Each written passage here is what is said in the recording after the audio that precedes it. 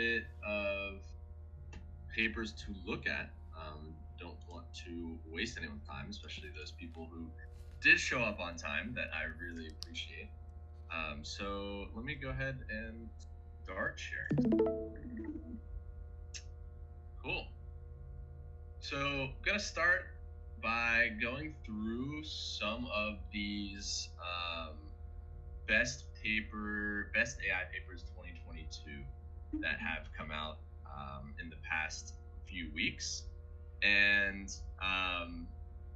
these have, I guess I'll speak them out for anybody listening on the recording or simulcast or whatnot, but Lewis FB01, who's a PhD student, put together a public repo on GitHub called Best AI Papers 2022 with underscores instead of spaces if you're looking for them.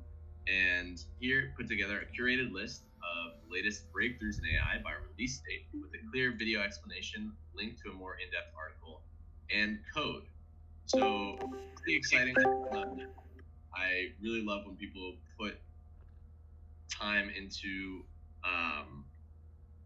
organizing their thoughts in a way that's really digestible for the reader. So I think really great format, having not only the full list here, which you can see is a whole bunch, and we're not going to go through all of it, but goes from release date from earlier in the year to much later, and each one has a little description, a video explanation, and some code, as well as potentially collab demos. Quick refresher for anyone who hasn't gone through a collab demo before. This is Google Colab that you can hop in here, and to run something like this, all you got to do is hit these play buttons, and it will go through and run this setup and go through all the code. And this is one of the easiest ways to share code as a developer. So you're going to need to you're going to need to have a basic understanding of code to go through some of this. And what I mean by that is you'd have to recognize here that right now it's saving this variable as none, but that you can change, you can uncomment something here by removing the hashtag. And when you ran this, then that would download that image. So just, an basic understanding of code would enable you to kind of run through the examples that they've got, or you can just scroll through and see what they made. So you can see how it had automatically tried to mask some kind of model here. So it looks like they drew lines on these poles that they wanted to remove, and the image using the in-painting successfully removed that content from the image. So it looks like they removed this person, as well as this group in this poll, this larger poll here, and same over here. You can see that right on the mask, and they're able to remove them from this image. And so that was just this one paper, and which talked about large mask in-painting, so getting rid of objects and images, so using AI image edit. Now I'm not going to roll through all of these, but there are quite a bit that were pretty interesting. So we just talked about in-painting on images. There's also speech in-painting. So this is you being able to change parts of your voice. So if you're going through and doing a voiceover and you may have misspoke, you can go back in and type over it and get and you can get better results. So they have both papers linked, as well as quick reads where they talk through how you could how this is used, like the architecture behind it, even, but like a description of how it works as well. And those are some of the ones that they put over near the top. I'm pretty sure these are sorted in terms of recency. So this goes from the beginning of the year to down here. We saw DALL-E 2, which had some big improvements this year. Face manipulation. You've got OPT, which is a large GPT-like model, or large language model, released by Meta. There was a generalist agent. This one was really cool. DeepMind published research about something called Gato, which was a single transformer, so a single model that was used to accomplish a whole bunch of tasks. and those tasks ranged from moving objects with a robot arm to playing Atari games and walking, and doing that in a simulated environment, but also in a real environment, as well as chatting. And if you and these are all the different environments that they were trained on, and looking at the results, which may have just been in the paper. You can always go check them out. They didn't perform necessarily better than everything that existed out there. So a state-of-the-art agent that was specifically trained on one of these tasks, not all of them, Gator didn't outperform all of those, but it did outperform many. And what was great is that it was just a single model that was able to tackle all of this stuff. And it was based on both transformers and reinforcement learning, and those two are key concepts that continue to appear throughout the year, and were actually both huge components to ChatGPT, which was one of the bigger releases this year that I'm sure many of you are familiar with, and we'll go back over in a little bit if not. I'm not going to go through all of these, especially as we're starting to get some more people in here, which is great. But moving on to a article by David Schwann and Lin on Medium, going through their 2022 top papers. They talk about ChatGPT and Stable Diffusion, as well as Galactica, which was a health-based model. They talk about the limitations of those things, but these are some of their highlights. So DALL-E 2 was a big one. Stable Diffusion, another huge one. Both of these text-to-image models, so type something in, have an image generated. Stable Diffusion is what we're using for our Nouns AI playground that hopefully most of you are familiar with. Lion 5B is a data set that was used to train most of these images. It is a data set that contains 5.85 billion image text pairs. So you can see these are the kinds of images that go into almost the brain of these text-to-image models.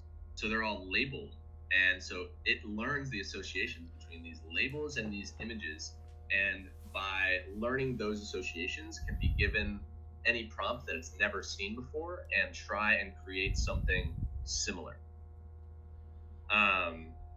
Continuing on, there's personalized text image generation. So this is being able to take an image that doesn't exist from this training set and pass them into the large models. That's what we did with Noggles to get them to be able to be generated from our playground. We did specifically Dream Booth textual inversion. These two are similar techniques, technically a little bit different because they train different parts of the model architecture, but not going to get too into that. Meta released some make a video, so you can make videos from text. YOLO B7 is a new YOLO You Only Look Once are algorithms that are used to detect objects and images. So you can see, given a frame, it's able to determine what is contained in said frame. And there are a lot of this is a great project for anyone looking to dip their toe into machine learning. You can go to something called RoboFlow. And RoboFlow actually has a ton of different tutorials that are really accessible. So for example, how to train YOLO V7, which is what we just looked at on a custom data set. They walk you through how you would do that, how you put together a data set, and label the objects in your images, and how you'd evaluate it, and how you have to run. You can even run it on videos. So if you're interested in dipping your toe, I'd really recommend this kind of project that you can start with. Other ones, I'm not going to go through all of these here, but I did really like, there's one that's one of my favorites from this year, is something called Mind Dojo.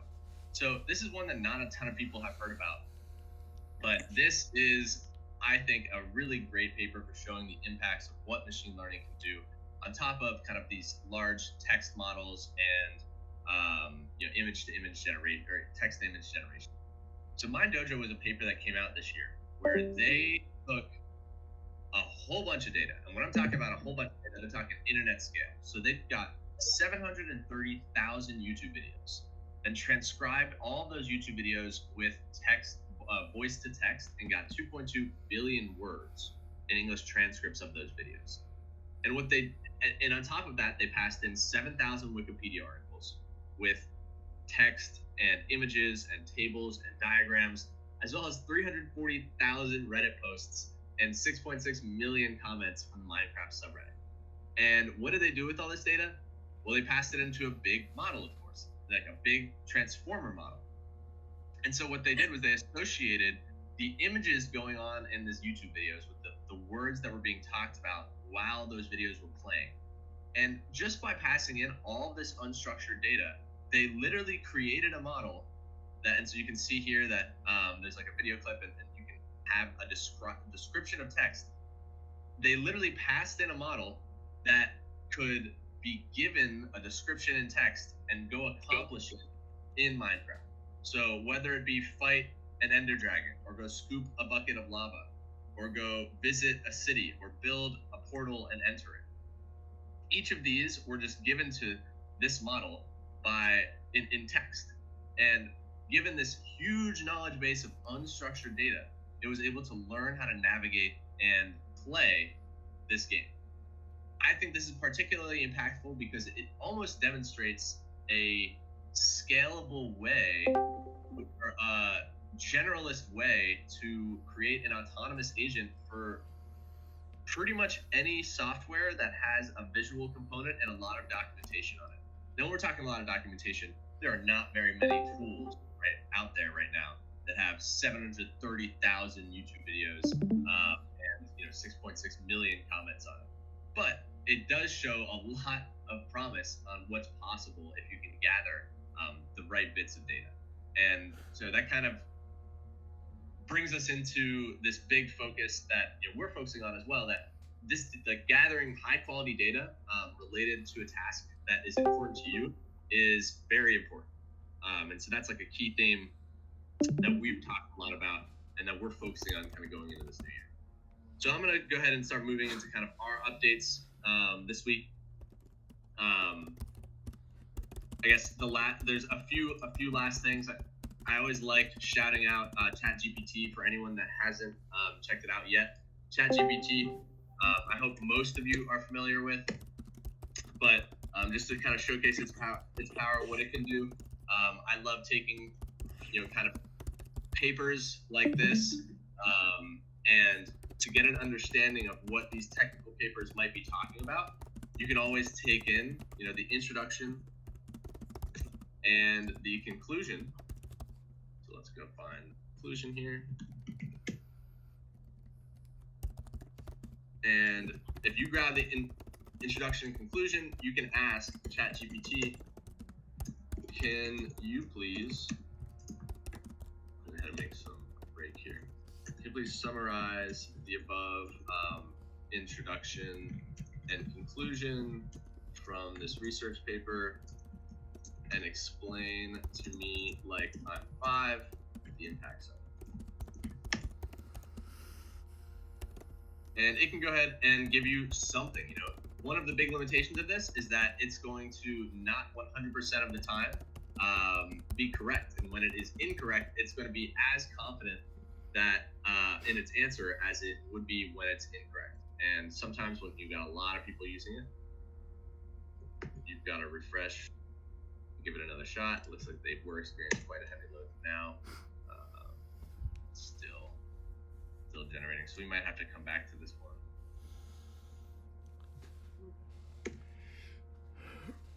Yeah, looks like it's hanging. But we'll come back to this, and I'm sure by the end of this talk, it will have something working. But we'll go ahead and dive into our updates for the week.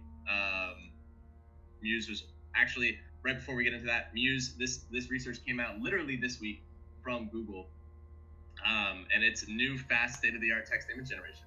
So one of the big issues that many of you may have seen is that text models are not very good with text.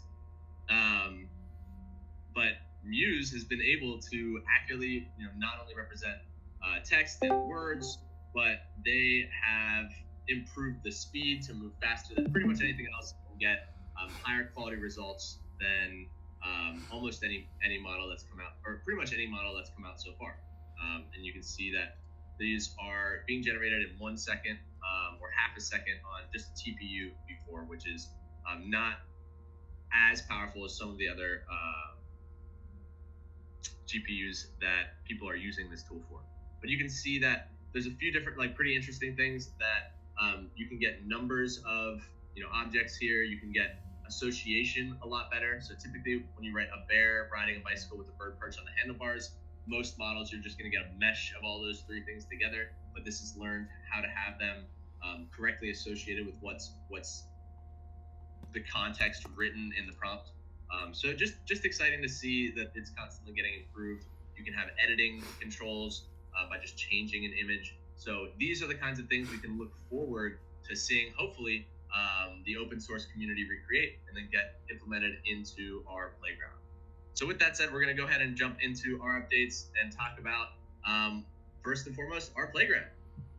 So hopefully all of you guys are familiar with our image generation playground. It may look a little bit different than what you were familiar with, mainly because Honk is gone in and put some updates already, which is great, and I'll let him talk about it in a little bit. But hopefully, you guys are familiar with this idea that you can type in a prompt, hit generate, and you'll be able to generate your images here. And Honk will give some updates about what this negative prompt and the starting images will look like. But before that, I wanted to get into the finalists and what happened with our competition that we held over the past month.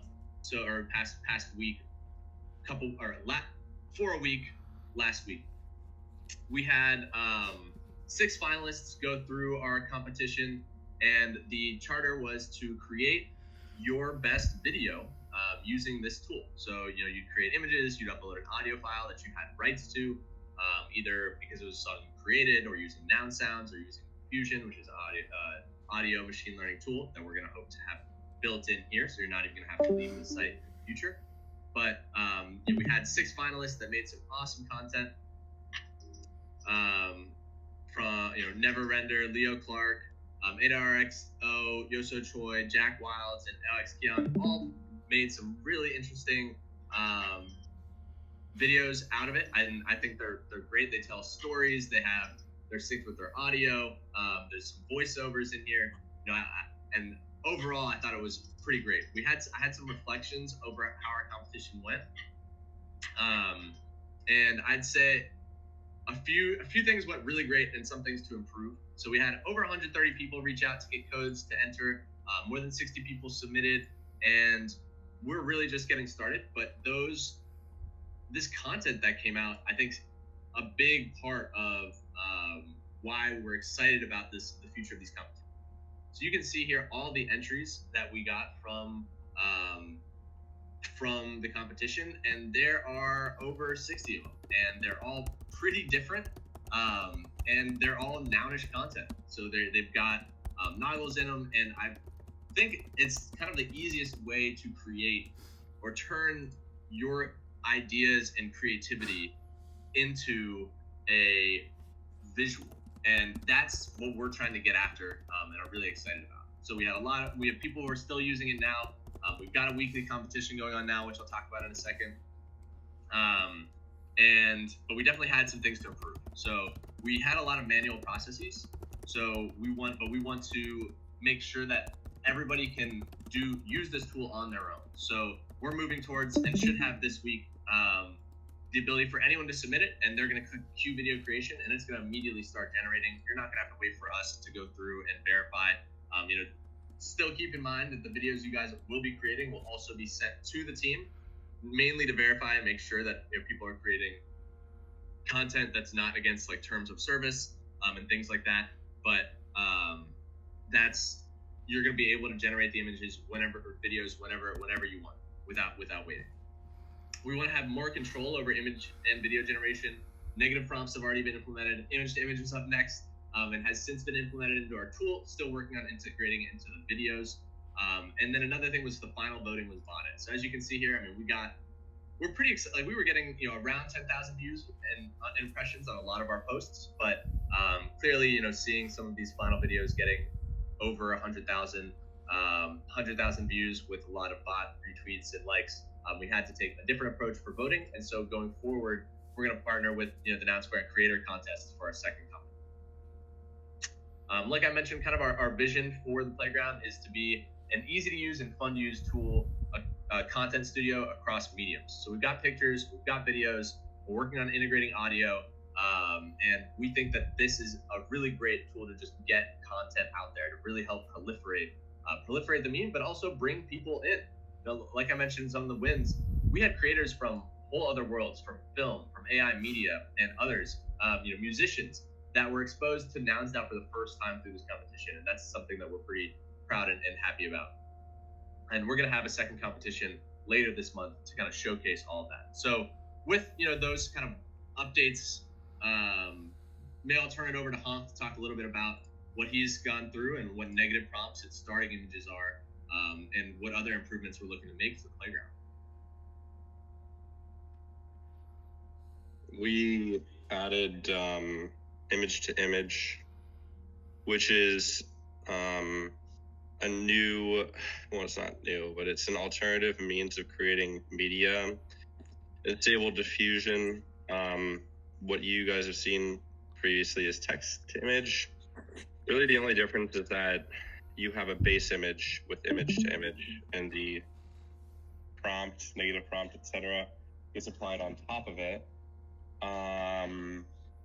And so, Shep, I don't know if you want to show an example of that, but it's pretty cool. You saw some of them in the Muse paper if you were watching. Yeah, there's been a lot of code refactoring, some improvements to the process, as mentioned, to be less manual. And yeah, you can just grab that. So he's going to show you an example of what image to image can do. All right, so test image. So you can go ahead and pick an image, so kind of like this guy, that may look, so let's say it looks like a fantasy landscape. And let's go ahead and enhance our prompt so that we can get some more details in here.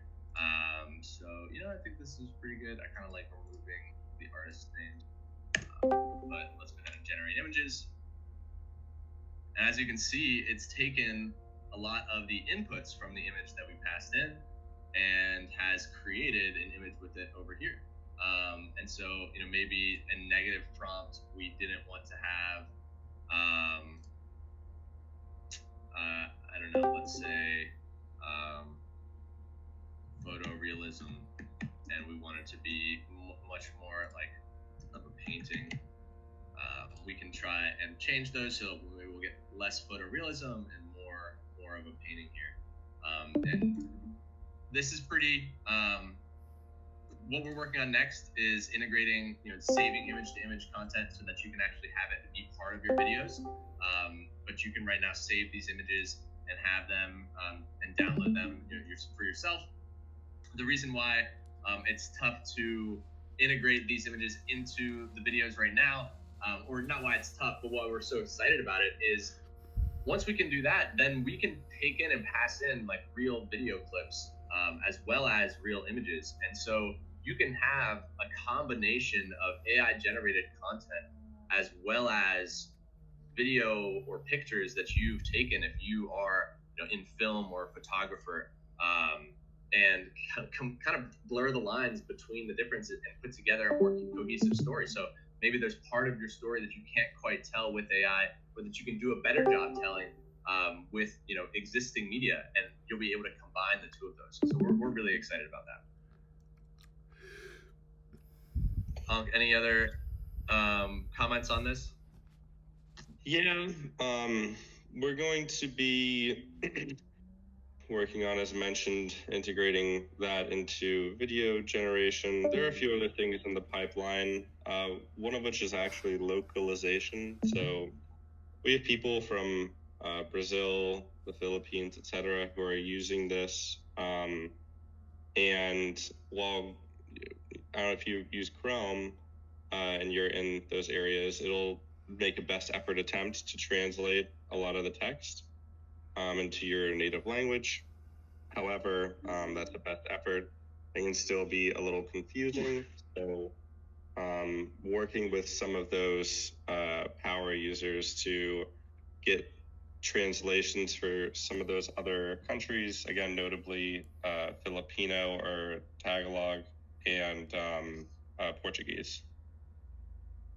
So that should assist people who are now just coming to the platform and don't speak English, and some of this stuff might be confusing to them. Oh, and by the way, the prompt also works with Spanish, as far as I'm aware. Awesome. Yeah, thanks, Honk. And so while we're getting these updates in, we're doing our best to provide updates that will not break the existing system, but just keep in mind it is beta. But if you want to keep using this tool, we have an ongoing competition every week of getting the best image content and trying and showcasing them, and we're going to try and do it in this call actually. So I'm going to go ahead and drop 5 images that we've got generated by Nouns AI, but edited a bit. So for example, this is one ringing in the new year, and I'm putting these in our general voice chat right now. We got this one on AI is super. We've got a third coming in from the powers in your hands, don't start building. And you guys in the chat, please react to which one you guys think is your favorite. And that person's going to win 0.25 ETH for this week. And we're going to run these competitions every week until at least the end of the month, or until our next proposal. So we've got these 5 images that we've put in chat. That if you guys can react to, the winner is going to be getting 0.25 ETH.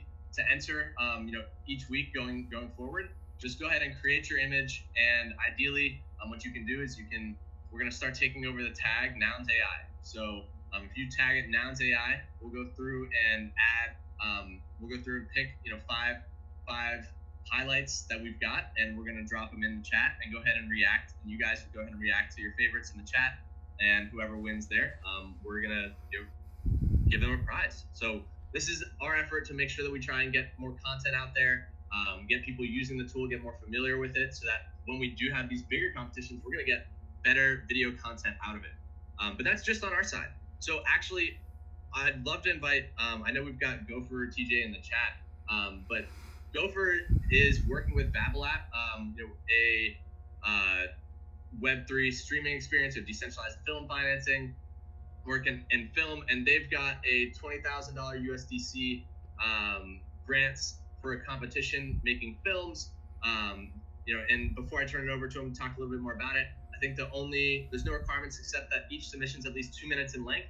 So we're going to be upping the amount of time that you can generate in our playground, I believe, to around 3 minutes. So you guys will be able to generate content from here to enter. But yeah, go for TJ. You want to talk a little bit more about this? Can you hear me all? Yeah, coming in a little quiet, but I can hear you. Okay, cool. I'll get a little bit closer to my mic. But yeah, no, it's been a pleasure. I actually just discovered you guys last week via the Nouns AI film competition. It was absolutely awesome. A little bit of context. I'm on the Babble team. Babble being, we're like hopefully the platform in the future to be everything Web3 film. We built a DAO that's in beta release that'll be coming out in the next month or 2, our streaming service, and it's essentially a platform where any filmmakers or content creators can come to a place to finance their films and then also distribute them. So we're just kind of an all-in-one package for Web3 film. And with that, we're currently running a Web3 film competition. We've partnered with a couple select communities. However, there's a general admission open for anybody that joins in the Babble Discord, and anybody can apply and submit any content, whatever you guys like. We'd be absolutely stoked to have you guys submit Nouns AI films for the competition. The only requirement being 2 minutes in length, and that's pretty much it. If you click on the Notion doc in that, it'll give you all the details and tell you how to submit, and it should have a link to the Google Doc in there as well. And yeah, if you guys have any questions, feel free to check Babble out, hop in our Discord. Our moderators are always active and willing to help people out. So yeah, we'd love to have you guys. Awesome. Thank you. Yeah, so there's a lot of opportunities out there, for people that want to use this tool, or just showcase their creativity. So we want to make sure that we share those, because we're starting, seeing a lot of people excited about using it, and wanted to keep that ball rolling. With that said, maybe not as many of you guys are as familiar with the other pillar of what we're working on, but it is a pillar that is important to us. So we are, have two main focuses in the Nouns AI. One is doing some research on how AI can help proliferation and creating content, but another is how AI can help governance. And Rocco.dev is a site that's been up for a while for us, but has been receiving a lot of improvements here. And I'll let Steve talk a little bit through some of the upgrades that Rocco's gotten, and how you can install Rocco into your own server, which is something that's available for anybody running Nounish Discords now, actually. But just at a high level, what does Rocco do? Rocco go ahead and summarizes proposals that come in. So if there's a proposal that can come in, you can go ahead and just hit plus. Sometimes we've got to refresh the page to get more content in, but Rocco will go ahead and break down a proposal into a summary of the proposal, what it's asking for, the total cost, a vote, that Rocco's take, and a contrarian take. Now, these are not perfect, right? The goal here is just to get people a taste of what these proposals are talking about, and often are incorrect. One of the big things that we're focusing on are making sure that it's not just AI acting on its own, but very much so a collaboration between DAO members, people, and AI. So you can go here and imagine this is not the exact. You don't think the summary does a great job of explaining this proposal. You can go ahead and create an edit if you're signed into the site with your wallet to change what you think this edit should be. So you can go ahead and modify this given the full proposal here, and change it and save your edit, and it's going to go ahead and add it to this page, and everyone else is going to be able to see that. So Shep, can I ask a question? What's up? How does it know, or where does it take the context from for those takes? Like that one that you were just showing was a pretty nuanced take about verbs, which is like two specific individuals who've done specific things, and I just feel like it's hard for an AI to know what it's saying there in that take. Has that been given feedback by people who've been on the site, or is that just what it came up with on its own? That's what it came up with on its own. It's pretty good at giving a first take. So it went through and took in the context of the full proposal, and then using that was able to make this take from it. So it doesn't work perfectly, and actually the reason why there's not one generated for 193 is because this proposal is all images. So it's all images with written content on top of it. So there was no text for it to summarize and take here. But there's a lot of problems with that in particular, but this is just another one to add. Yeah, no, definitely. And so like I'm saying, like, this is not going to be perfect, but we think this is a really great start. And once people can, we have designs for a new version of what this website can look like, but we've really been focusing on just getting content created, and having the pipelines kind of connected. So what you can see is that there's also an audio section here. So if Rocco gets added to your Discord you can just have it join calls, and if it joins your call, it will record the call. You can go ahead and listen to it back here. It will be stored, saved, and summarized into bullet points of what was talked about on this call. People will be able to create edits about that content as well as indexing actual chat content in Discord chat. So I'll go ahead and turn it over actually to Steve to talk through a little bit of some of the updates of what Rocco and what he's been working on. What's up, everyone? Cool, yeah. So recently we've been spending a lot of time getting just all the DevOps and infrastructure up and running for the bot, because there's all these different ways to display the data, such as we have a web app and we have a Discord app, and eventually it'll be more powerful on Twitter as well. But the underlying data is all coming from one infrastructure, right? So we've been spending a lot of time here, and the idea is to grow the largest data set possible to any and every bit of nounish content we can come across. So this way we can train models to be able to answer anything and everything nounish, right? Making it kind of like not only a tool to onboard new users to like the Nounverse, but like also help existing users with more nuanced questions, right? So, so as you can see here, what Shep showed you guys was that, we have all the data for proposals stored in our database. We have summarization and edits, and we've also expanded it to audio. So now, Rocco, our bot, you're actually able to, and you have to get it whitelisted, through anyone on the Nouns AI team, and then you can pretty much copy the URL once we've allow listed your server. Yes, you want to say something, Shep? No, sorry. I was just kind of showing my bad. I'll be. Oh, no problem. So the idea here is what are you adding to your server, right?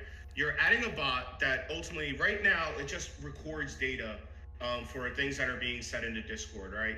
And the reason we're not just letting anyone add that is because we want to make it fully clear that's what the bot's intention is doing, right?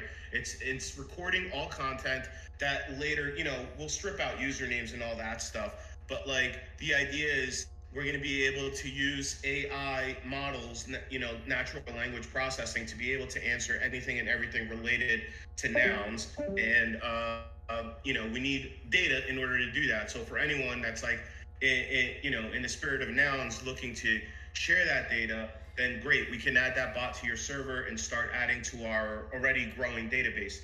The other thing that the bot's going to be multifaceted. It's also going, right now it already has the capability. So say we have a meeting like this, you can have the bot join the voice call, and it'll record the entire voice call, make the audio available, and then do a transcript. Basically a summary, a very detailed summary. And if you want to scroll down, Chef, you could show people, I think we have one on the production site. So like, it'll do a call like this. And for somebody who wasn't able, I like reading more than listening. So like for me, going in and reading makes more sense. But the cool thing is like, yeah, that's there for convenience, and the meeting is there for convenience, but now I can also search this data, right? So we'll be able to take this data and run, train models with it and use it to do another feature in the bot, which I demoed in a previous week. It's not on the bot yet. It's in its own standalone tool. But like, we were asking questions like, what proposals are is Honk involved in, or what proposals are currently working with AI, or is there anyone that's currently working on VR in Nouns? And it was very one-dimensional, right? All the questions were proposals. Well, now we're going to be able to add another layer, which is audio, anything that happened in conversation in the Nounverse, and also ideally all the conversations that are happening in Discord. We have all these channels with like really rich content, people asking questions about specific proposals, people asking questions how to get funded. And while a lot of that stuff can get thrown up on a FAQ, eventually like Nouns are just, the decentralized nature of them makes data acquisition a challenging task. So we think this is one way of solving that, collecting the data and making it available all through this interface. And if you don't like a Discord bot, we'll make it available in a web UI and on Twitter too.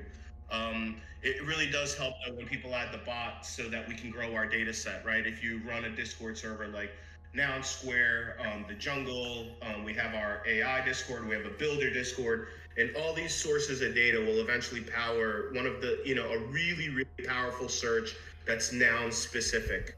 So yeah, that's pretty much, there's a lot going on behind the scenes to make all that stuff working, making the data available, and building these models to make it work.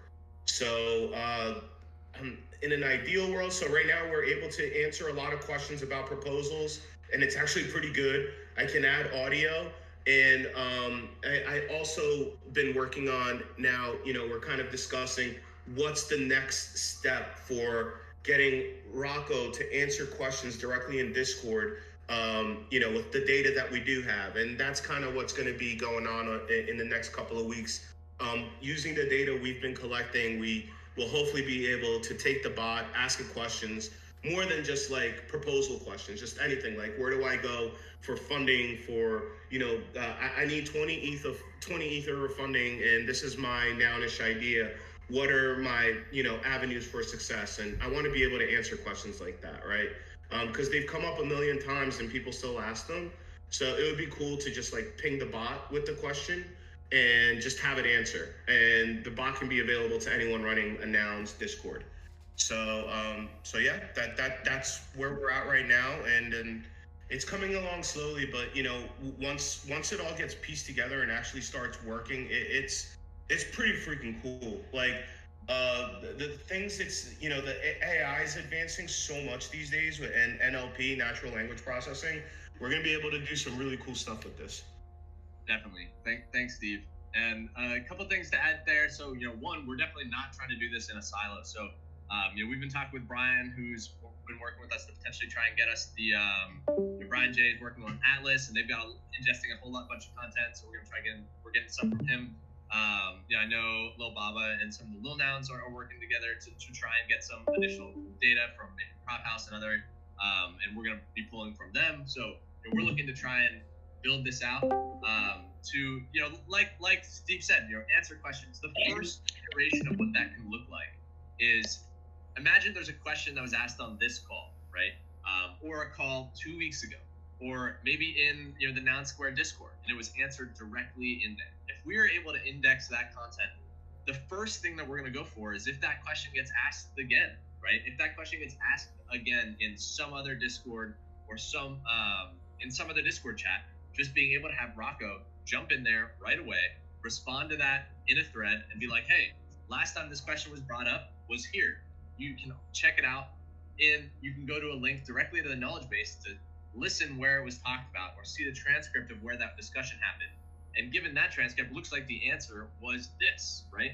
So being able to bring the conversation to where the conversation's already happening, and answer questions that have already been answered across like the organization. We're gonna have some bugs going through doing that, but I think that we're really excited that we're gonna take some of this data that's been pretty ephemeral in nature before, just vanished once the calls are over, and is now in really decentralized places. We don't have one central Discord anymore. To kind of bring a little bit more unity across what everybody's working on and keep everyone kind of a little bit more on the same page, or that's the goal. So we've been talking for quite a bit now.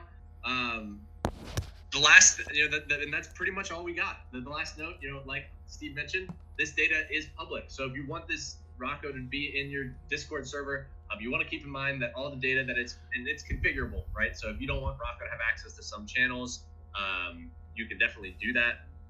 We're not going to just scrape everything. You can just, the easiest way to do it is just to modify the Rocco's role so that it only can view the channels that you want it to index.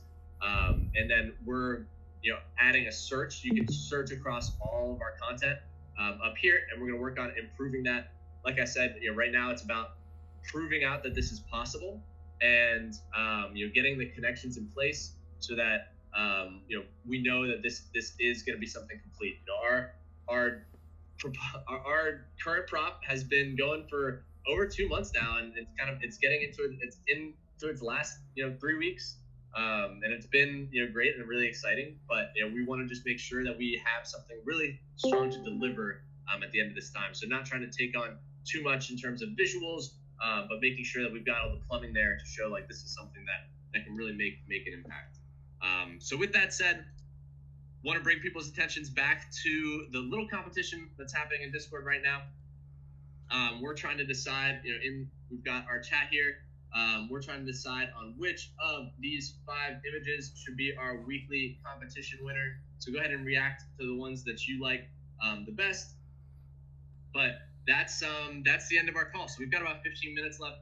But I'll go ahead and give that time back unless we've got questions. So if we got any questions, happy to take them now.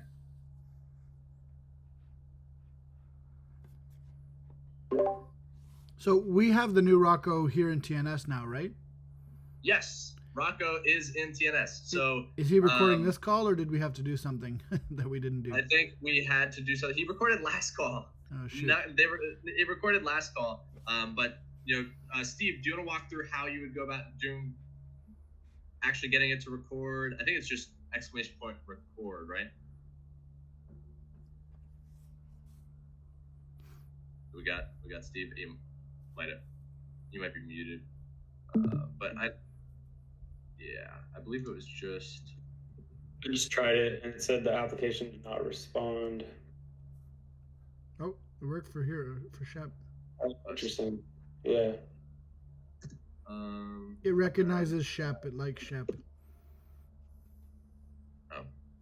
So we might have to get it back up and running, or we'll message you guys. We'll make sure that we get it recorded for next one. Okay. And also put together a Notion document this week. We literally Steve got this working like last night, being able to add it to all of these servers. So we're this week gonna put together a Notion page that kind of gives some instructions on how you use it, and hopefully get it into a few other servers too. Cool. Any other questions from anyone else here for the AI pod team? Is this something where we could ingest some of the TNS calls through Rocco too? Yeah, so that's this upload audio for summarization. I think right now the best way to do it would be to do like YouTube to MP3 and then upload that audio into here, and then you'd be able, and then it would just be stored on the server. You could title it what you want, and it would have like a little bulleted summary like this, and you would have the audio player to listen through it. So yes, you could do that immediately. Would love to at some point in the future have a direct type in a YouTube link and then have it do all of that for that YouTube video, and just have that as a way to add nounish data there. That would be pretty cool, because every time I try to use a YouTube to audio converter, I always feel like I'm getting hacked. There's so many dodgy ones. But anyway. No, definitely. All right, noted. I'll take that down. But awesome question. Yeah, I mean, would love to. If you guys have more questions, about anything we talked about, would love to hear them. This kind of, I know I was just rambling a lot today, but I really appreciate anytime there's any questions or any feedback like this, because we can't think of everything for sure. So really appreciate the feedback and questions. Question. What's up, Mark? When's Josh Fisher gonna send me that mock-up to make it better?